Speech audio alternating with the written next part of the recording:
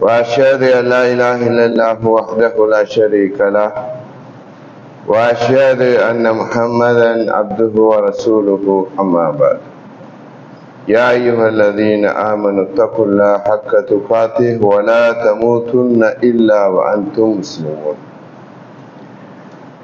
فإن أصدق الحديث كتاب الله وخير الهدي هدي محمد صلى الله عليه وسلم وشر الأمور محدثاتها وكل محدثة بدعة وكل بدعة ضلالة وكل ضلالة في النار. புகழ் அனைத்தும் ஏகன் அல்லாஹ் ஒருவனுக்கே சொந்தமானது. கருணையும் சலாமும் கண்மணி நபிகள் நாயகம் ஸல்லல்லாஹு அலைஹி வஸல்லம் அவர்கள் மீதிலும் அன்னவர்களுடைய வாழ்க்கை வழிமுறைகளை தங்கள் உயிரிலும் மேலாக ஏற்று பின்பற்றி வாழக்கூடிய அத்தனை நல்லடியார்கள் மீதிலும் உண்டாகட்டுமா. பேரன்பார்ந்த இஸ்லாமிய சகோதரர்களே, அல்லாஹுவின் நல்லடியார்களே, இன்றைய வெள்ளி குத்துபாவிலே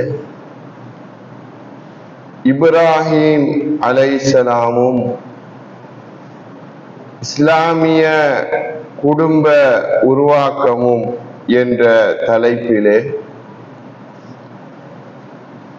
சில அடிப்படையான தகவல்களை உங்களுடைய உள்ளத்திலே பதிவு செய்ய நான் ஆசைப்படுகிறேன். பொதுவாக இப்ராஹிம் அலைஹிஸ்ஸலாம் அவர்களுடைய வாழ்க்கையை நாம் எடுத்துக்கொண்டால் கொள்கை உறுதிக்கு ஓரிரை கொள்கையை இந்த உலகத்திலே மிக வீரியமாக எடுத்து பிரச்சாரம் செய்த இறை தூதர்களுக்கு ஒரு முன்மாதிரியாக இப்ராஹிம் அலைஹிஸ்ஸலாத்தை பல்வேறு கட்டங்களில் நாங்கள் சித்தரிக்கிறோம். ஆனால் இப்ராஹிம் அலைஹிஸ்ஸலாம் அவர்களுடைய வாழ்க்கையை மொத்தமாக நாங்கள் தொகுத்து பார்க்கிற போது அவர்களுடைய வாழ்க்கையில் ஒரு இஸ்லாமிய பிரச்சார பணி எப்படி வீரியமாக ஒரு ஊருக்குள்ளே முன்னெடுக்கப்பட வேண்டும் என்பதற்கான வழிகாட்டுதல் இருப்பது போன்றே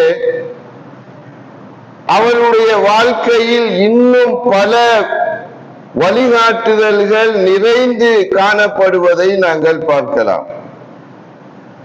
ஒரு விருந்தாளியோடு எவ்வாறு நடந்து கொள்வது, தன்னுடைய சமூகத்தோடு எவ்வாறு வார்த்தை பிரயோகங்களை அமைத்துக் கொள்வது, இப்படி பல்வேறு வகையான வழிகாட்டுதல்களை அவர்களுடைய வாழ்க்கையிலே நாங்கள் கற்கலாம்.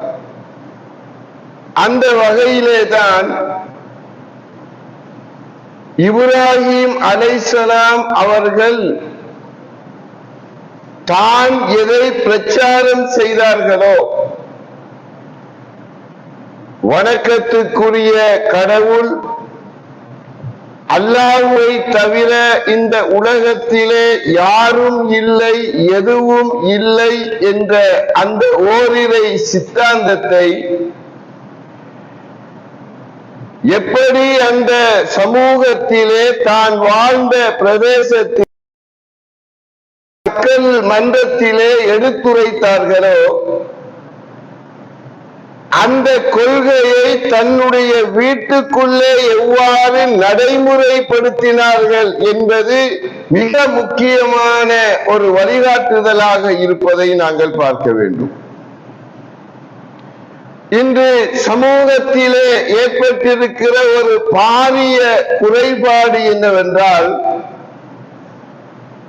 சமூகத்திலே மக்கள் மன்றத்திலே இந்த கொள்கையை அடித்து உரத்து சொல்கிற பலர் தன்னுடைய வீட்டுக்குள்ளே இந்த ஓரிரை சித்தாந்தத்தை, இந்த கொள்கையை தன்னுடைய உறவுகளுக்கு கிடைக்காத சந்தர்ப்பத்திலும் அவர்களுக்கு இதை பிரச்சாரம் செய்கிறார்களா? சில வீட்டுக்குள்ள தந்தை கொள்கையில் இருக்க மாட்டார். அல்லாஹ்வுக்கு இணை கற்பிக்கின்ற ஒரு நிலையில தன்னுடைய தந்தை இருப்பார், தன்னுடைய தாய் இருப்பார், தன்னுடைய மனைவி இருப்பார், தன்னுடைய இரத்த உறவினர்கள் இருப்பார்கள். இப்படியான கட்டங்களில் அந்த ஓரிரை பிரச்சாரத்தை இருக்கிறார். அல்லாஹ்வுக்கு இணை கற்பிக்கின்ற ஒரு நிலையில் இருக்கிறார். இந்த உலகத்திலே தான் விரும்புகின்ற ஒரு நேர்வழியை, ஒரு சுவன பாக்கியத்தை, நாளை மறுமையிலே அல்லாஹ்வை என் கண்கூடாக நான் பார்த்து ரசிக்க வேண்டுமே என்ற அந்த அவாவை என்னுடைய தந்தையுடைய விடயத்தில் நான் ஆசை வைக்க வேண்டுமா இல்லையா? உள்ள தந்தையே, லிம தஅபுது மா லா யஸ்மஉ வலா யுப்சிரு வலா யுக்னி அன்க ஷையா, எந்த ஒன்றையும் கேட்க முடியாத, எந்த ஒன்றையும் பார்க்க முடியாத, எந்த ஒரு பயனையும் உங்களுக்கு வழங்க முடியாத இந்த சிலைகளை போய் நீங்கள் வணங்கி வழிபடுகிறீர்களே,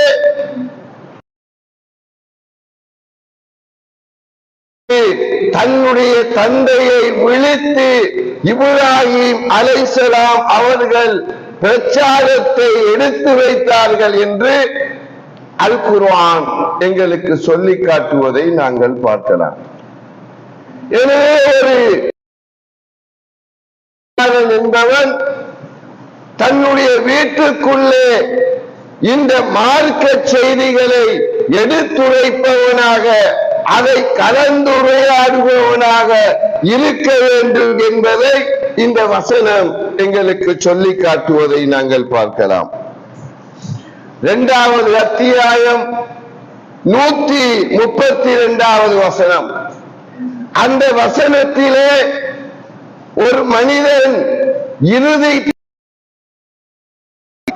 தன்னுடைய வாழ்க்கையில நான் வயோதிபத்தை அடைந்து மரணம் எங்களை நெருங்கிக் கொண்டிருக்கிறது என்பதை, ஆனால் இப்ராஹிம் அலைஹிஸ்ஸலாத்திலே தன்னுடைய பிள்ளைகளை அழைத்து செய்த வசியத்தை இந்த 2வது அத்தியாயம் 132வது வசனத்திலே அல்லாஹ் தஆலா சொல்லி காட்டுகிறான்.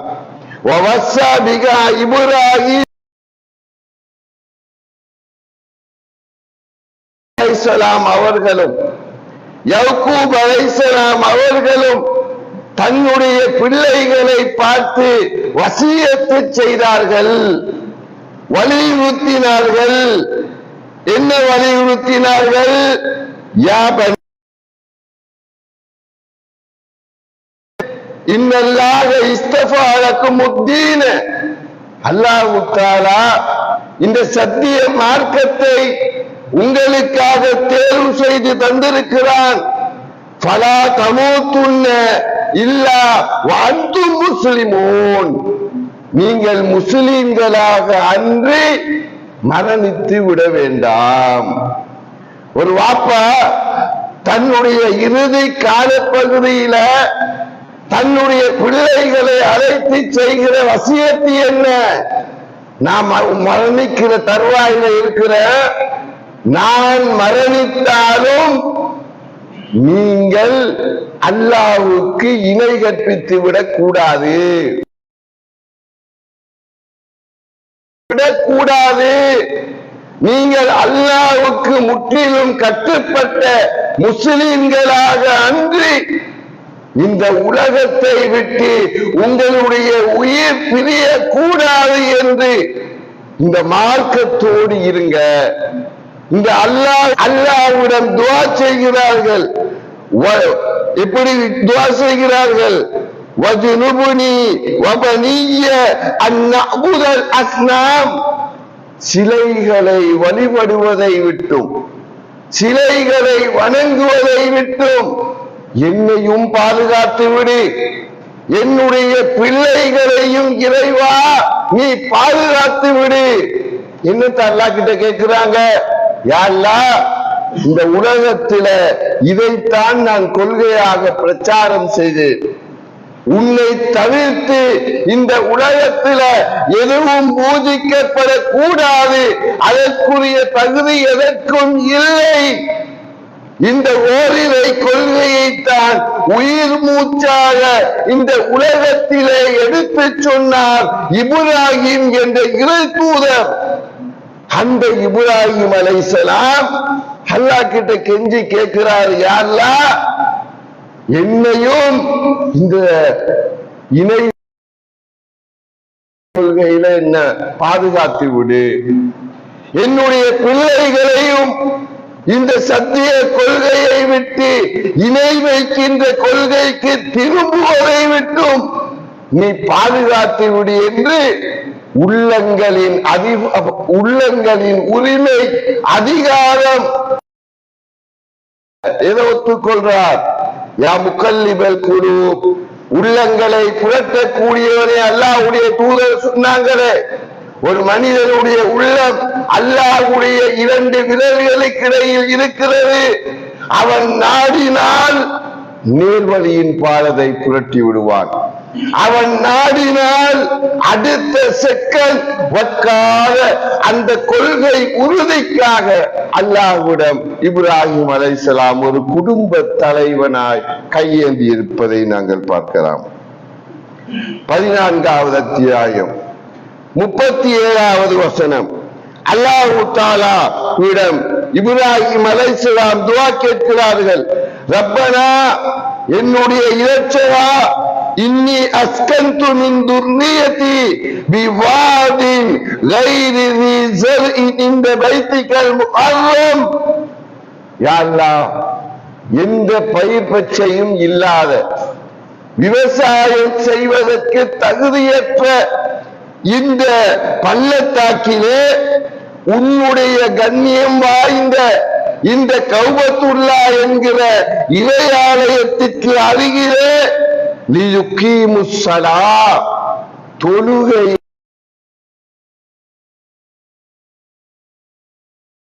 பரம்பரையை நான் குடியமர்த்துகிறேன் என்று இப்ராஹிம் அலைஹிஸ்ஸலாம் துஆ செய்கிறார்கள். என்னுடைய பிள்ளைகளை, இதற்கு பிறகு வரப்போகிற இந்த எதிர்கால சந்ததிகளை நான் எதற்காக இந்த பாலைவன பள்ளத்தாக்கிலே குடியமர்த்துகிறேன்? மக்கள் நடமாட்டம் இல்லை, ஆபத்து நேர்ந்தால் சப்தம் போட்டால் ஓடோடி வருவதற்கு கூட உதவிக்கு கையாட்கள் கிடையாது, உண்பதற்கு தேவையான விவசாயத்தில் ஈடுபடுகின்ற ஒரு நிலம் கிடையாது. அது அப்படியான ஒரு பாலைவன பள்ளத்தாக்குல மனித சஞ்சாரம் அற்ற ஒரு நிலப்பரப்பிலே என்னுடைய இந்த சந்ததிகளை, பிள்ளைகளை நான் விட்டு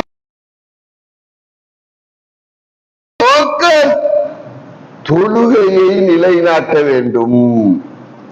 இந்த இறை ஆலயம் கௌபத்துல்லாஹ்வுல என்னுடைய பிள்ளை, என்ற பிள்ளையிட பிள்ளை என்று இதற்கு பின்னால் வருகிற ஒட்டுமொத்த சந்ததிகளும் உன்னை மகிமைப்படுத்தும் விதமாக, உனக்கு நன்றி செலுத்தும் விதமாக, இந்த கொள்கை கிடைத்ததற்காக தொழுகையை நிலைநாட்டுகிற ஒரு எதிர்கால சந்ததியை உருவாக்குவதற்காக இந்த பணியை நான் செய்கிறேன். யா அல்லாஹ், எங்களுடைய துஆவை அங்கீகரித்துக் கொள் என்று இப்ராஹிம் அலைஹிஸ்ஸலாம் அவர்கள் அல்லாஹ்விடம் துஆ கேட்டார்கள் என்ற செய்தியை அந்த வசனத்திலே அல்லாஹு தஆலா எங்களுக்கு சொல்லி காட்டுகிறான்.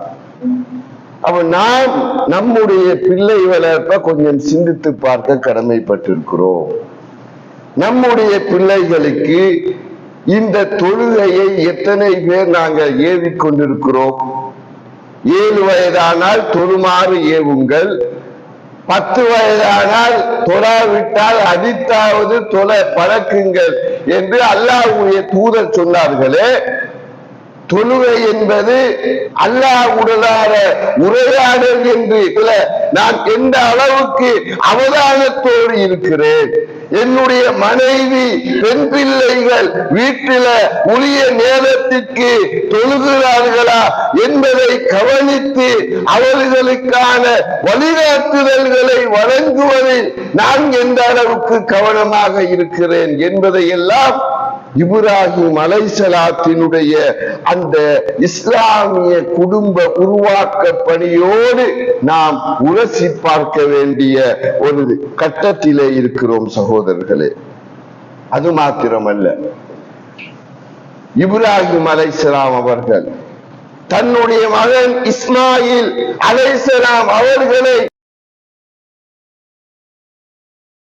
திருமணம் எல்லாம் முடிந்ததற்கு பிறகு ஒரு நாள் இப்ராஹிம் அலைஹிஸ்ஸலாம் அவர்கள் அந்த மகனை பார்ப்பதற்காக வருகிறார். மனைவி வீட்டுக்கு முன்னாடி வாராங்க, வாசல் படிக்கு வாராங்க. இவர் கேட்கிறார், கணவர் எங்க? வெளியே போயிருக்கிறார். உங்களோட வீட்டு நிலைமைகள் எப்படி, பொருளாதார நிலைமைகள் எப்படி? அந்த மனைவி என்ன சொல்கிறார்? மிச்சம் துன்பமா இருக்குது, மிச்சம் சிரமமா இருக்குது, எங்களோட வாழ்க்கை மிச்சம் கஷ்டத்துக்கு மத்தியில தான் ஓடிக்கொண்டிருக்கிறது என்று தன்னுடைய மாமனார் என்று அறியாமல் இப்ராஹிம் அலைஹிஸ்ஸலாம் அவர்களிடம் தன்னுடைய குடும்ப குறைகளை எல்லாம் பஞ்சத்தை எல்லாம் எடுத்து சொல்லுகிறார். இப்ராஹிம் அலைஹிஸ்ஸலாம் அவர்கள் அந்த மனைவியிடம் சொல்லுகிறார்கள், மருமகனிடம் சொல்லுகிறார்கள், உங்களோட கணவர் வந்தா சொல்லுங்க, இப்படியான ஒரு ஆள் வந்தாரு, உங்களோட வீட்டு வாசல் படி சரியில்லையாம், அந்த வீட்டு வாசல் படியை மாற்றுமாறு சொன்னார் என்று ஒரு தகவலை சொல்லிவிடுங்கள் என்று சொல்லிட்டு போயிட்டார். இஸ்மாயில் அலைஹிஸ்ஸலாம் வருகிறார், மனைவி நடந்த விவகாரத்தை சொல்கிறார். இஸ்மாயில் நபி சொல்றாரு, வந்தது என் தந்தை, தலைவாசலை மாற்றுமாறு சொன்னது, உன்னை விவாகரத்து பண்ண சொல்லி இருக்கிறார். ஏன்? ஒரு வீட்டுக்கு அந்த வீட்டில 3வது ஒரு மனிதர் வருகிறார், அவர் யார் என்று தெரியாது, அவரிடம் தன்னுடைய வீட்டு நிலைகளை குறைகளை எல்லாம் கொட்டி தீர்க்கிற ஒரு மனைவி ஒரு சாலிகான மனைவியாக இருக்க முடியாது. தன்னுடைய மகனுக்கு ஒரு பொருத்தமான ஜோடியாக அமைய முடியாது. ஒரு இஸ்லாமிய குடும்ப உருவாக்கத்திற்கு ஒத்துழைக்கக்கூடிய ஒரு மனைவி அப்படி நடக்க மாட்டாள். எனவே தான் தலைவாசல மாற்றி மனைவியை டிவோர்ஸ் விடு, இன்னொரு பெண்ணை மணந்து கொள் என்று இப்ராஹிம் அலைஹிஸ்ஸலாம் அவர்கள் வழிகாட்டியதை நாங்கள் பார்க்கிறோம். ஒருவன் திருமணம் செய்து தன்னுடைய பிள்ளைகளை ஒப்படைத்தாலும் ஒரு தந்தை என்ற ரீதியில, ஒரு குடும்ப தலைவன் என்ற ரீதியில அந்த குடும்பத்தை ஃபாலோ அப் பண்ணுவது, அந்த குடும்பத்தில் தன்னுடைய பிள்ளைகளின் நடத்தைகளை உன்னிப்பாக கவனித்து அவர்கள் விடுகின்ற மார்க்க ரீதியான குறைபாடுகளை சுட்டிக்காட்டி அவர்களை நல்வழிப்படுத்துவது ஒரு குடும்ப தலைவனின் பொறுப்பு. அந்த பொறுப்பை தான் இப்ராஹிம் அலைஹிஸ்ஸலாம் அவர்கள் தன்னுடைய வாழ்க்கையிலே அமுல்படுத்தியதை நாங்கள் பார்க்கிறோம். எனவே இத்தகைய ஒரு நல்ல இஸ்லாமிய குடும்பத்தை உருவாக்குவதற்காக இப்ராஹிம் அலைஹிஸ்ஸலாம் அவர்களுடைய வாழ்க்கையில ஏராளமான வழிகாட்டுதல்களை நாங்கள் காணலாம். அவற்றை பேணி வாழக்கூடிய நன்மக்களாக என்னையும் உங்களையும் ஆக்கி அருள்வானாக.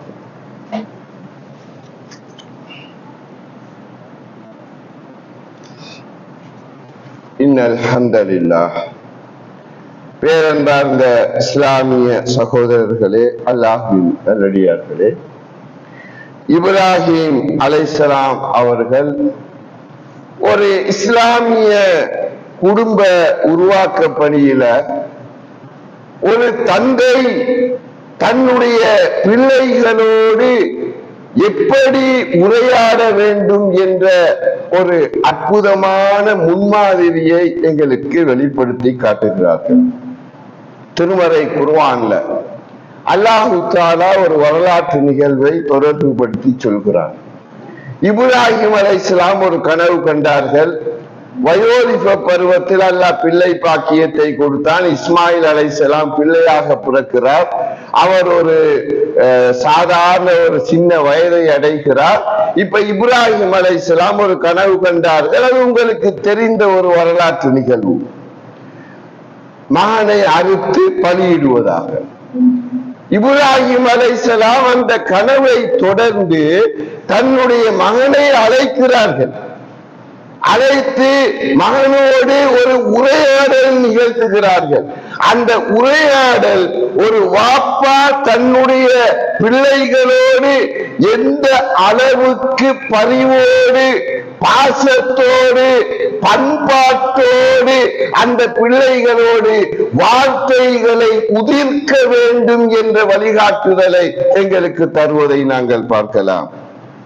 தன்னுடைய மகனை எப்படி அழைக்கிறாங்க? யா புனைய, என்னுடைய செல்ல மகனே, என்னுடைய பாசமுள்ள மகனே, என்னுடைய அன்பு மகனே. ஒரு தந்தை தன்னுடைய பிள்ளைகளை அழைக்கின்ற பிள்ளையினுடைய உள்ளத்துல தன்னுடைய தந்தையை பற்றிய ஒரு நல்ல மதிப்பை உருவாக்கிவிட வேண்டும். அந்த விதமான ஒரு அழைப்பாகத்தான் இப்ராஹிம் அலைஹிஸ்ஸலாம் தன்னுடைய பிள்ளையோடு யா புனைய, என் அருமை புதல்வனே, செல்ல மகனே என்று அழைத்து அந்த உரையாடலை ஆரம்பிக்கிறார்கள். இன்னைக்கு நாங்க எப்படி பிள்ளைகளை விழிக்கிறோம்? ஏதாவது பிள்ளைகள் குறும்பு காட்டி ஏதாவது கொஞ்சம் துடினமாக இருந்து விட்டால் செய்தான், மாடு, அல்லது ஏதாவது எங்களுடைய வீட்லையும் இருக்குது ஒரு ஹராங்குட்டி, எங்களுடைய சொந்த நடையில் சொல்வதா இருந்தா இப்படியெல்லாம் வார்த்தைகளை உதிர்த்து நம்முடைய பிள்ளைகளை உள்ளத்தில் நம்மை பற்றிய ஒரு மோசமான ஒரு பதிவைத்தான் அநேகமான பெற்றோர்கள் இன்று உருவாக்கி இருக்கிறார்கள். எனவே தான் பிள்ளைகளுடைய உள்ளத்துல வாப்பா ஏதாவது ஒரு நசீகத்து செய்தா அது எடுபடுறதில்லை. அவர் இப்படிதான் ஊருக்கெல்லாம் உபதேசம் பண்ணுவாரு, நல்லா இருந்து சொல்லுவாரு, நல்லா பேசணும்னு சொல்லுவாரு. எங்களை ஒரு நாள் கூட நல்ல விதமா எங்களோட பேசினது இல்லை என்று வெளிப்படையா சொல்லாவிட்டாலும் அவன் உள்ளத்துக்குள் அந்த அழுத்தத்தோடு வாழ்கிறான். பெரிதான அந்த பெற்றோரை மதிக்காமல் செல்வதற்கு இது ஒரு காரணம். எனவே பிள்ளை வளர்ப்பில் பெற்றோர் கவனமாக இருக்க வேண்டும் என்ற ஒரு முன்மாதிரியை இப்ராஹிம் அலைஹிஸ்ஸலாம் அவர்களுடைய வாழ்க்கையிலே நாங்கள் பார்க்கலாம். முதலாவது. இரண்டாவது, ஒரு பிள்ளையோடு உரையாடுகிற போது அந்த பிள்ளைகளுக்கு மத்தியிலே நான் வாப்பா, நான் என்ன சொன்னாலும் நீ கேட்டுத்தான் ஆக வேண்டும் என்று நம்முடைய ஆசைகளை, நம்முடைய எதிர்பார்ப்புகளை பிள்ளைகளிடம் திணிக்கின்ற போக்கு ஒரு நாளும் இருக்கக்கூடாது. இன்னைக்கு அதிகமான வீடுகள்ல அந்த போக்கு இருக்குது. நான் சொன்னா இந்த மகன் கேட்டுத்தான் ஆகணும், நான் சொன்னா இந்த மகள் கேட்டுத்தான் ஆக வேண்டும், நான் ஒரு முடிவெடுத்தால் அதை யாரும் மீறக்கூடாது. இவருடைய அந்த சிந்தனைகளை, கருத்துக்களை திணிக்கின்ற ஒரு குடும்ப வாழ்க்கை நிர்வாகம், இது பிழை சகோதரர்களே. இப்ராஹிம் அலைஹிஸ்ஸலாம் தன்னுடைய மகனை அழைத்து தான் கண்ட கனவை சொல்லுகிற போது இன்னி அராஃபில் மனாம் அன்னி அத்பஹுக ஃபந்தூர் மாதா தரா, உன்னை அறுத்து பலியிடுவதாக நான் ஒரு கனவு கண்ட என்னுடைய செல்ல மகனே, ஃபந்தூர் மாதா தரா, இது குறித்த உன்னுடைய அபிப்பிராயம் என்ன? மகன்கிட்ட ஐடியா கேட்கிறார். நான் இப்படி ஒரு கனவு கண்டேன், அதை நான் உனக்கிட்ட திணிக்கல, உண்ட ஐடியா என்ன? இப்ப நான் என்ன செய்யணும் என்று நீ எதிர்பார்க்கிற? இந்த கனவை எப்படி என்ன செய்யலாம், உன்னுடைய மசூரா என்ன என்று ஒரு சின்ன வயதில் உள்ள அந்த மகனிடம் ஒரு தந்தை எவ்வளவு பணிவாக சென்று அந்த பிள்ளையினிடம் உள்ளத்தில் என்ன இருக்கிறது என்ற உணர்வை வார்த்தையாக வெளியெடுப்பதற்கு முயற்சித்திருக்கிறார் என்ற ஒரு அற்புதமான வழிகாட்டுதலை இந்த வசனம் எங்களுக்கு சொல்லி காட்டுவதை நாங்கள் பார்க்கலாம். எனவே இது ஒரு முக்கியமான வழிகாட்டுதல். மூன்றாவது, இப்ராஹிம் அலைஹிஸ்ஸலாம் அவர்கள் எப்பொழுதும் தன்னுடைய பிள்ளைகளுக்கு மத்தியில சமுதாய பணியையும் மார்க்க பணியையும் அந்த பிள்ளைகளோடு தொடர்பு படுத்தி அவர்களை உருவாக்கியதை நாங்கள் பார்க்கலாம். இறையாலயம் கௌபத்துல்லாவை நிர்மாணிக்கிற போது இஸ்மாயில் அலைஹிஸ்ஸலாம் அவர்களையும் துணைக்கு அழைத்து கொண்டுதான் அந்த இறையாலயத்தை நிர்மாணிக்கின்ற அந்த இறை பணியை இப்ராஹிம் அலைஹிஸ்ஸலாம் அவர்கள் முன்னெடுத்தார்கள் என்றால் குர்ஆன் எங்களுக்கு சொல்லி காட்டுகிறது. இதுல ஒரு முன்மாதிரி இருக்கிறது.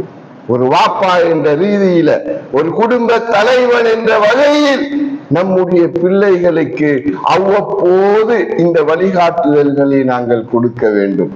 பள்ளி வாயில்களுக்கு பிள்ளைகளை அழைத்து வருவது, அந்த பள்ளி வாயில்களில் இருக்கின்ற பணிகளை நம்முடைய பிள்ளைகளை வைத்து செய்ய வைப்பது, பள்ளி வாயில்களின் தூய்மைப்படுத்துகிற சில பணிகளை நம்முடைய பிள்ளைகளுக்கு ஒப்படைப்பது, இந்த சமுதாயத்தில் இருக்கிற சமுதாய பணிகளை செய்கிற போது அந்த பணிகளில் நம்முடைய பிள்ளைகளையும் கொஞ்சம் கொஞ்சமாக ஈடுபடுத்தி அதற்குரிய பயிற்சி அவர்களுக்கு வழங்குவது, இது ஒரு தந்தை குடும்ப தலைவன் தன்னுடைய பிள்ளைகளுக்கு வழங்க வேண்டிய ஒரு வழிகாட்டுதல் என்பதை இப்ராஹிம் அலைஹிஸ்ஸலாம் அவருடைய வாழ்க்கை ஊடாக அல் குர்ஆன் எங்களுக்கு அடையாளப்படுத்துவதை நாங்கள் பார்க்கலாம்.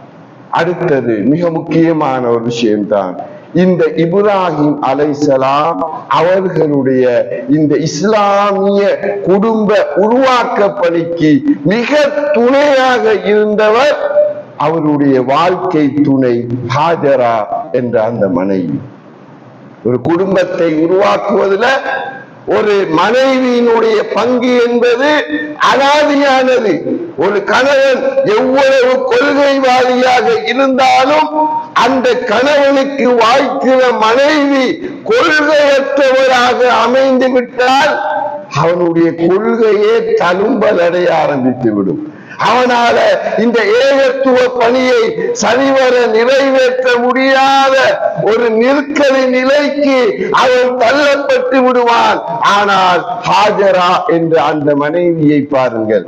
இப்ராஹிம் அலைஹிஸ்ஸலாம் மக்காவிலே பள்ளத்தாக்கிலே தன்னந்தனியாக விட்டுவிட்டு திரும்பி பார்க்காமல் செல்கிறார். ஹாஜரா என்ன கேட்டாங்க? 3 முறை அழைக்கிறார், எந்த பதிலும் இல்லை. 4வது முறை என்ன கேட்டாங்க? இது உங்களுடைய முடிவா அல்லது அல்லாஹ்வினுடைய கட்டளையா? இப்ராஹிம் அலைஹிஸ்ஸலாம் சொன்னாங்க, ஆம், இது அல்லாஹ்வினுடைய கட்டளை. காலத், அவள் சொன்னார், இதன் லா யுதையுனா, அப்படி என்றால் அல்லாஹ் எங்களை கைவிட்டு விட மாட்டான். அல்லாஹ் எங்களை கைவிட்டு விட மாட்டான்.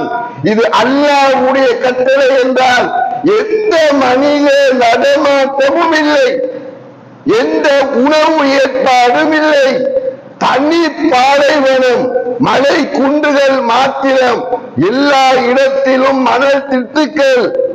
அந்த இடத்துல தன்னந்தனியாக ஒரு பெண் கை குழந்தையோடு இருந்து கொண்டு கணவன் விட்டு செல்கிறான் என்றால் அந்த நிலையை கற்பனை கூட செய்ய முடியாமல் இருக்கிறது. ஆனால் அந்த நிலையை கூட அந்த மனைவி சகித்துக் கொள்கிறாள் என்றால், அதை ஆனந்தமாக எடுத்துக் கொள்கிறாள் என்றால், அவருடைய உள்ளத்தில் இருந்த அந்த இறையச்சம், அல்லாஹ்வுடைய கட்டளை என்றால் அதற்கு எப்படி நான் அடிபணிய வேண்டும், என்னுடைய கணவனுக்கு நான் எப்படி ஒத்துழைப்பு வழங்க வேண்டும் என்ற அந்த உற்சாகத்தை அந்த மனைவியுடைய உள்ளத்தில் அந்த நடத்தையில் நாங்கள் பார்க்க முடியுமா இருக்கிறது. எனவே இப்படியான ஒரு சாலிகான கணவனும் ஒரு சாலிகான மனைவியும் ஒரு குடும்பத்தில் இணைகின்ற போது அவர்கள் உருவாக்குகின்ற பிள்ளை எப்படி இருக்கும்? அததான் இஸ்மாயில் நபியோட வாழ்க்கையில பார்க்கிறோம். தன்னுடைய கனவை சொன்ன போது அந்த இப்ராஹிம் அலைஹிஸ்ஸலாத்தை நோக்கி மகன் என்ன சொன்னாரு? யா அபதி. மகன் வாப்பாவை எப்படி அழைக்கிறார் என்று பாருங்க. யா அபதி, என் அருமை தந்தையே, என் அன்பு தந்தையே. ஒரு வாப்பாவோடு தந்தையோடு ஒரு மகன் எப்படி வார்த்தைகளை வெளிப்படுத்த வேண்டும் என்ற அந்த பக்குவம் அந்த பிஞ்சு உள்ளத்திலே விதைக்கப்பட்டால் மாத்திரம்தான் அந்த வார்த்தை வெளிப்படும். என் அன்பு தந்தையே, இஃப் அல் மா துமர், உங்களுக்கு எது அல்லாஹ்வினால் ஏவப்பட்டதோ அதை நீங்கள் செய்யுங்கள். எதை? என்ன அறுத்து பலியிடுமான்னு அல்லாஹ் சொல்லி இருக்கிறானா, அதை முதலாவது செஞ்சு முடிங்க. இந்த வார்த்தை எப்படி வெளிப்பட முடியும்? ஒரு தாய், தந்தை இல்லாத, தந்தை வெளியே போயிட்டார், ஒரு தாய் ஹாஜரா தன்னந்தனியாக அந்த மகனை வளர்க்கிறாள். அந்த தாய் எவ்வளவு சிரமப்பட்டு எவ்வளவு கவனம் எடுத்து அல்லாஹ் பற்றிய மறுமை பற்றிய அல்லாஹ்வின் கட்டளைகளுக்கு ஒரு மனிதன் எப்படி தன்னை அடிமையாக்க வேண்டும், ஒரு முஸ்லிமாக கட்டுப்பாட்டோடு வாழ வேண்டும் என்பதை அந்த பிஞ்சு உள்ளத்தில் விதைத்திருந்தால் அத்தகைய ஒரு வார்த்தை வெளிப்பட முடியும். மூன்றாவது என்ன சொல்றார்? சதஜுதுனி இன்ஷா அல்லாஹு மினஸ் சாபிரீன். அல்லாஹ் நாடினால் நாளை மறுமையில என்னை பொறுமைசாலிகளில் ஒருவராக நீங்கள் கண்டுகொள்வீர்கள். மறுமை பற்றிய நம்பிக்கை யாரிடம்? ஒரு சாதாரண சிறுவனிடம். இஸ்மாயில் அலைஹிஸ்ஸலாம் ஒரு சிறுவராக இருக்கிறார். அந்த சாதாரண சிறுவனிடம் மறுமை பற்றிய ஆழமான நம்பிக்கை. நாளை மறுமை என்று ஒன்று இருக்கிறது. அந்த மறுமையில் அல்லாஹ் என்னை விசாரிப்பான். அந்த நேரம் இந்த இறை கட்டளை குறித்து நான் விசாரிக்கப்படுவேன். அல்லாஹ் நாடினால் என்ன பொறுமையாளர்கள் அருமை தந்தையே, நீங்க என்ன கண்டுகொள்வீங்க. நீங்க எதற்கும் அஞ்சாமல் கண்ட கனவை நிறைவேற்றுங்கள் என்று அந்த பிஞ்சி உள்ளம் வார்த்தைகளை உதிர்க்கிறது என்றால் இதுதான் சகோதரர்களே ஒரு இஸ்லாமிய குடும்ப உருவாக்கம். ஒரு வாப்பா, ஒரு உம்மா, ஒரு மகன் என்ற அந்த மூன்று பகுதிகளும் இணைந்து இப்ராஹிம் அலைஹிஸ்ஸலாம் எப்படியான ஒரு அழகான இஸ்லாமிய குடும்ப உருவாக்கத்திற்கான ஒரு அழகிய முன்மாதிரியை இந்த உலகத்திற்கு விட்டு சென்றிருக்கிறார்கள். அத்தகைய ஒரு குடும்ப உருவாக்கம் தான் இன்று எங்களுக்கு தேவை. அதை விட்டுவிட்டு மார்க்கத்தை நாவளவிலே பேசுகின்ற அல்லது வார்த்தைகளை வைத்து விளையாடுகின்ற ஒரு போலித்தனமான ஒரு கொள்கைவாதியாக நாங்கள் இருந்துவிடக் கூடாது. எல்லாம் வல்ல அல்லாஹு தஆலா அத்தகைய இஸ்லாமிய குடும்பங்களை உருவாக்கக்கூடிய பாக்கியத்தை எனக்கும் உங்களுக்கும் தந்தருவானாக. வாஹிர் தஅவானா அல்ஹம்துலில்லாஹி ரப்பில் ஆலமீன். வஸ்ஸலாமு அலைக்கும் வரஹ்மத்துல்லாஹி.